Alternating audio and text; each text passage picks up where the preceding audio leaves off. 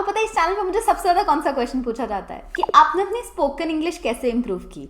I be very honest, इसके लिए मैं कोई क्रेडिट नहीं ले सकती हूँ। द ट्रूथ इज मेरी स्कूलिंग ही ऐसी हुई थी कि मुझे डिबेट्स डेक्लामेशंस में पार्ट लेने के लिए कहा जाता था, तो ऑटोमेटिकली बोलते बोलते मेरी स्पोकन इंग्लिश इंप्रूव हो गई।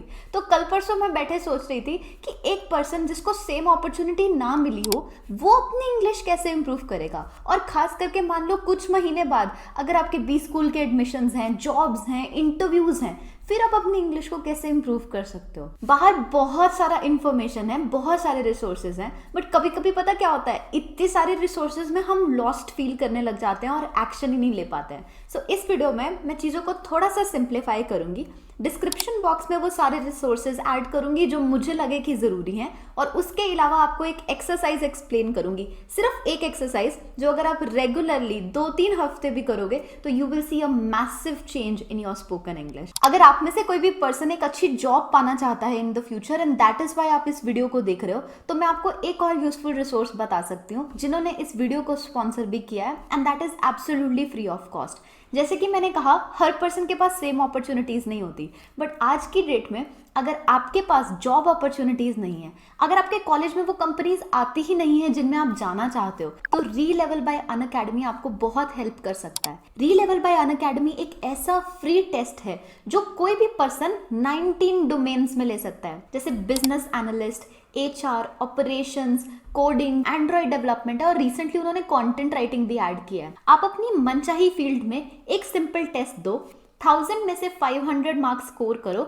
And you can qualify to sit in the interview rounds of many companies. And recently Relevel select चल रहा है, विच इज 6 जुलाई से 10 जुलाई तक। जो भी इस टेस्ट में टॉप रैंकर्स होंगे उन्हें Amazon वाउचर्स और बहुत सारे और गुडीज मिल रहे हैं। So don't miss your chance. I will put their link in the description. Feel free to explore कि आप कौन सा टेस्ट देना चाहोगे, एंड बेसिस योर इंटरेस्ट इसको जरूर चेकआउट करना। देयर आर मेनी पीपल जिन्होंने री लेवल को यूज करके ना सिर्फ अपनी मनचाही जॉब पाई है, देयर आर पीपल लाइक वत्सल जिन्होंने अपनी फील्ड स्विच की है, मैकेनिकल इंजीनियरिंग से होते हुए भी सॉफ्टवेयर इंजीनियरिंग की जॉब पाई है। सिमिलरली देयर इज पोरला जिन्होंने 77% हाइक ली है after getting into a sales job. So don't miss out on the right opportunities. In fact इस वीडियो में मैं खुद भी एक अपॉर्चुनिटी क्रिएट करना चाहती हूँ for every single one of you to improve your spoken English, because सच ये है कि अगर इंडिया में आप जॉब पाना चाहते हो तो आपकी स्पोकन इंग्लिश काफी हद तक मैटर करती है। खास करके अगर आप MBA के बाद की स्पोकन इंग्लिश की बात कर रहे हो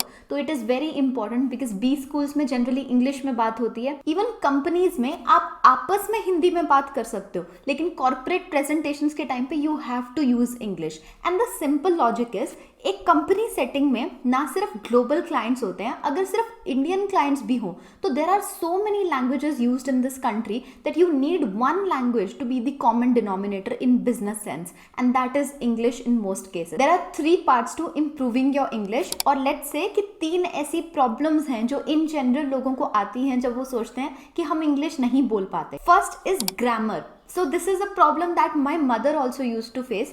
She could understand English very well, but जब बोलने की बारी आती है तो ग्रामर के टेंसेस इधर उधर हो जाते हैं या सेंटेंस फॉर्मेशन उतने अच्छे से नहीं हो पाती। Second is fluency. काफी सारे ऐसे लोग होंगे जो प्रॉपर इंग्लिश समझते भी हैं, लिख भी लेते हैं, ग्रामेटिकली भी सब करेक्ट है, बट जब बोलने की बारी आती है तो वो फ्लुएंट इनफ नहीं है। That's the second problem. And third problem is in crispness. बहुत से लोग फ्लुएंटली बहुत बोल लेते हैं, लेकिन वो बोलते ही चले जाते हैं, वो क्रिस्पली अपनी बात को कम्युनिकेट नहीं कर पाते। आउट ऑफ दीज 3 आपको सबसे पहले अपनी ग्रामर पे वर्क करना चाहिए, बिकॉज अगर आपकी ग्रामर ही ठीक नहीं है तो बेस लेवल से ही हाइजीन चेक में ही आप रिजेक्ट हो सकते हो। And let me tell you very honestly, इस चैनल के मैं कमेंट्स देखती रहती हूँ, तो आप में से काफी लोग जो रेगुलरली इस चैनल पे कमेंट करते हो, आपके ग्रामर के टेंसेस और आर्टिकल्स में कभी कभी इधर उधर थोड़ी चीजें हो जाती हैं, कभी कभी चलता है, लेकिन डेली बेसिस पे अगर आप उनको यूज कर रहे हो तो it is high time that you understand where you are making those mistake. इसके लिए मैं आपको 2 बहुत ही बेसिक चीजें रिकमेंड करूंगी, दोनों के लिए ही आपको कोई एफर्ट नहीं डालना होगा। पहली चीज इज ऑब्जर्वेशन। कभी आपने नोटिस किया है कि जब आप छोटे थे और आप स्कूल जाते थे,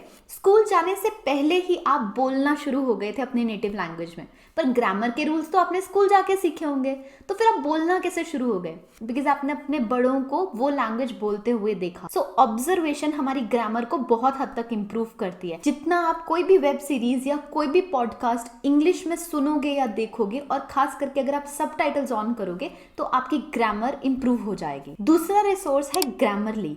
Every single person who studied at IIM Ahmedabad was suggested to enable Grammarly का Chrome extension। सिर्फ उसका फ्री वर्जन ही यूज कर लो। जब आप कोई भी चीज लिखोगे ना अपने लैपटॉप पे, इट विल रिकमेंड यू कि आप कहाँ मिस्टेक कर रहे हो। सिर्फ उतना भर कर लेना ही काफी हद तक आपकी इंग्लिश ग्रामर को इंप्रूव कर देगा। ग्रामर के साथ साथ साइमल्टेनियसली आपको अपनी फ्लुएंसी पे भी काम करना चाहिए। आपको पता है इंडिया में मेजॉरिटी लोग can write in English, can read English, can also understand English, but they can't speak in English. And the simple reason is because they don't practice। हमारे पास ऐसी अपॉर्चुनिटीज ही नहीं होती जहां हम इंग्लिश में प्रैक्टिस कर पाए, और करने भी बैठो तो लोग मजाक उड़ाने लग जाते हैं। तो we don't have the right opportunities to actually speak in English.